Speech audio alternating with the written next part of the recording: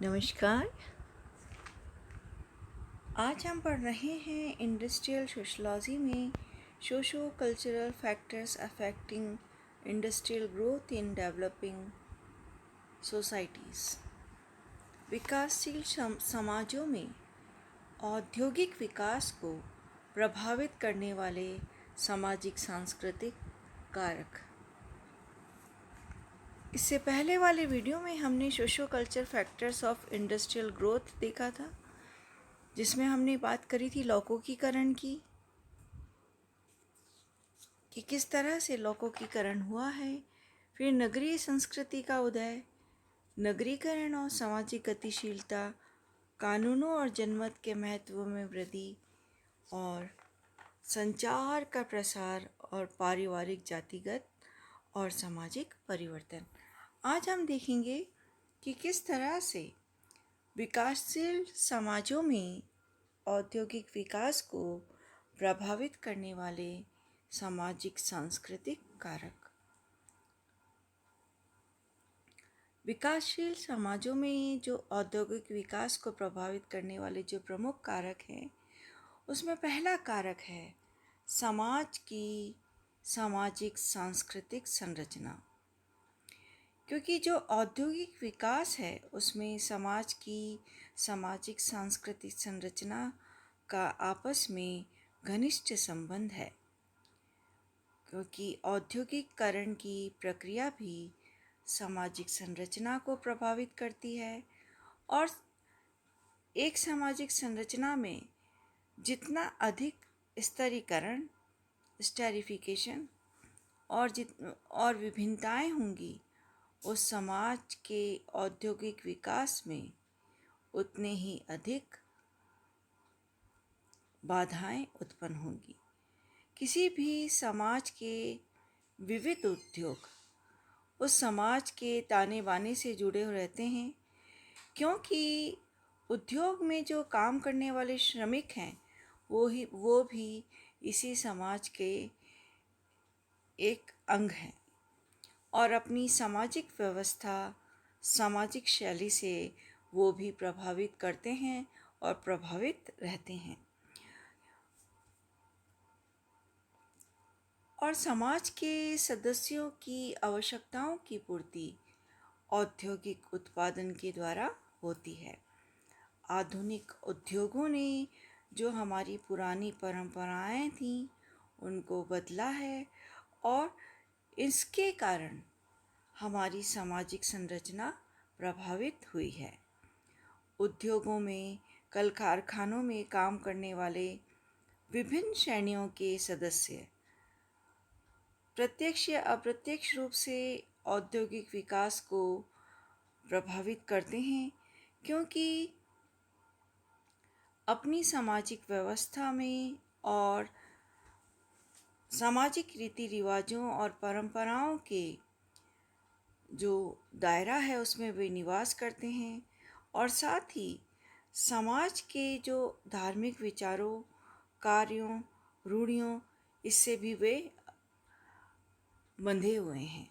तो हम देखते हैं कि समाज के धार्मिक विचारों, कार्यों और रूढ़ियों आदि से वे बंधे रहते हैं और परंपरागत समाज में श्रमिकों और विकसित समाज के श्रमिकों के आचार विचार, उनके लाइफ स्टाइल, उनके आइडियोलॉजी, उनका जीवन शैली, उसमें बहुत बड़ा अंतर पाया जाता है। नेक्स्ट हम देखते हैं मनोवैज्ञानिक और सामाजिक आवश्यकताएं। विकासशील देशों में इन आवश्यकताओं का एक महत्वपूर्ण भूमिका है। वह आवश्यकताएं हैं मनोवैज्ञानिक एवं सामाजिक, क्योंकि राष्ट्र की जो विनियोग नीति पर और जो हमारे सामाजिक, सांस्कृतिक, धार्मिक, आर्थिक मूल्यों और प्रेरणाओं का जो संयुक्त प्रभाव पड़ता है वो हमारी विनियोग नीति पर पड़ता है। क्योंकि विकासशील देश में आर्थिक विकास के पथ पर हम जैसे जैसे आगे बढ़ते हैं उसके लिए आवश्यक है कि देशवासियों में भी भौतिकवादी दृष्टिकोण पैदा हो, क्योंकि सामाजिक परिस्थितियां पैदा की जाएंगी और यह भावना जागृत की जाएगी कि मनुष्य प्रकृति का स्वामी है। तभी विकासशील देशों के नागरिकों में यह देखा जाता है कि साहस की थोड़ी कमी होती है, और इसकी पूर्ति मुख्यतः हम 3 बातों पर निर्भर करती है।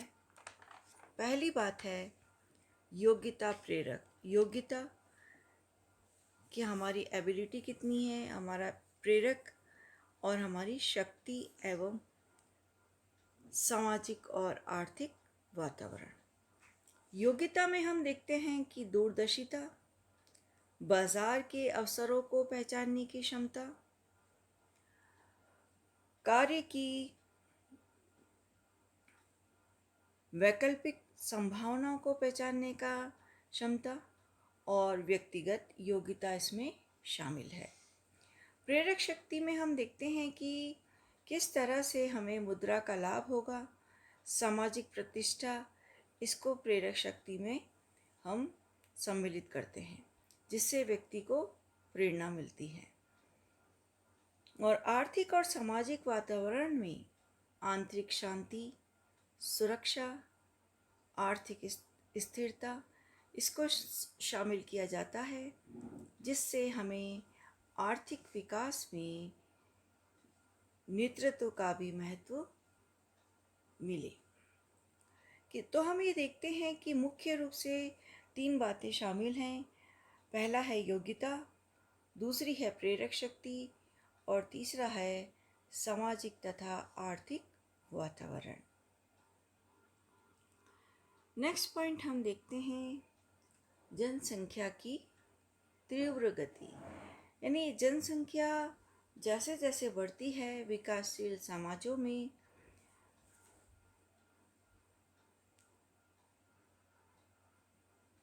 अगर हम देखें तो विकसित समाजों की तुलना में विकासशील समाजों में जनसंख्या की वृद्धि बहुत अधिक होती है। वह तत्व प्रत्येक विकासशील समाज के औद्योगिक विकास को विपरीत रूप में प्रभावित करता है, क्योंकि सभी देशों के ऊपर जनसंख्या वृद्धि एक भयावह बादल के रूप में मंडराती रहती है, क्योंकि जनसंख्या वृद्धि एक औद्योगिक विकास में एक बहुत बड़ा अपना रोल निभाती है उसे प्रभावित करने को, क्योंकि जो आर्थिक समृद्धि के लिए जो अन्य कारक हैं वो योगदान देने में विफल कर सकती है जनसंख्या वृद्धि, जैसे तकनीकी ज्ञान की प्रगति, नए साधनों की खोज, विदेशों से प्राप्त होने वाली आर्थिक सहायता तथा विदेशी व्यापार के प्रतिबंधों के निवारण के कारण जो आर्थिक प्रगति के जो अवसर हैं, चाहे वे कितने क्यों न हों, पर उन सब का परिणाम केवल ऐसे बच्चों की संख्या में वृद्धि मात्र हो सकता है जो एक अल्पायु और दुखी जीवन बिताने के लिए बचे रहते हैं। क्योंकि हम देखते हैं कि जो जनसंख्या वृद्धि है वह आर्थिक प्रगति को कम कर सकती है, क्योंकि इसकी वृद्धि मुख्य रूप से आधुनिक सार्वजनिक स्वास्थ्य की तकनीकों के प्रयोग का परिणाम हो, जिनके कारण बाद की आयु अवस्थाओं में स्वास्थ्य दशाओं में सुधार हो, उत्पादक रोजगार के अवसरों में वृद्धि हो और साथ ही मृत्यु दर अधिक तीव्र गति से घटती है। तो इस तरह से हम देखते हैं कि सामाजिक आर्थिक विकास में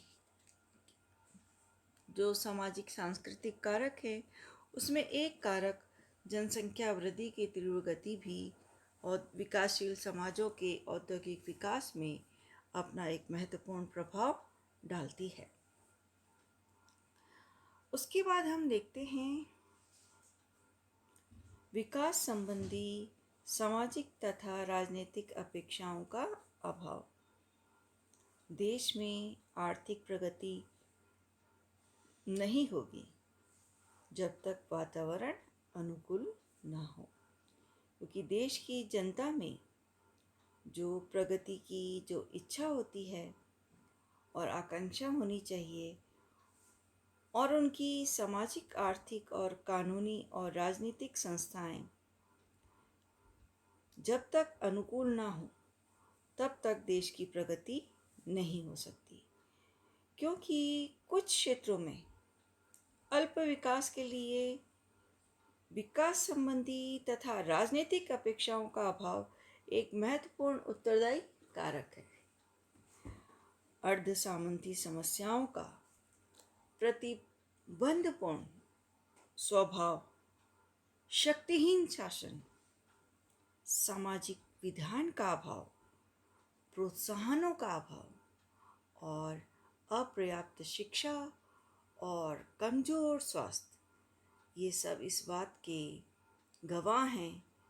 और ये हम देखते हैं कि ये बहुत कुछ सत्य है कि कोई देश औद्योगिक रूप से इसलिए पिछड़ा रहता है क्योंकि वह राजनीतिक, सामाजिक तथा भौतिक रूप से पिछड़ा होता है। तो इस तरह से आज हमने कुछ सामाजिक सांस्कृतिक कारकों की चर्चा की, जिसमें समाज की सामाजिक सांस्कृतिक संरचना, मनोवैज्ञानिक और सामाजिक आवश्यकताएं, जनसंख्या वृद्धि की तीव्र गति जो भयावह स्थिति पैदा कर रही है भारत के विकासशील देश में, विकास संबंधी सामाजिक और राजनीतिक अपेक्षाओं का अभाव किस तरह से औद्योगिक विकास को प्रभावित करते हैं।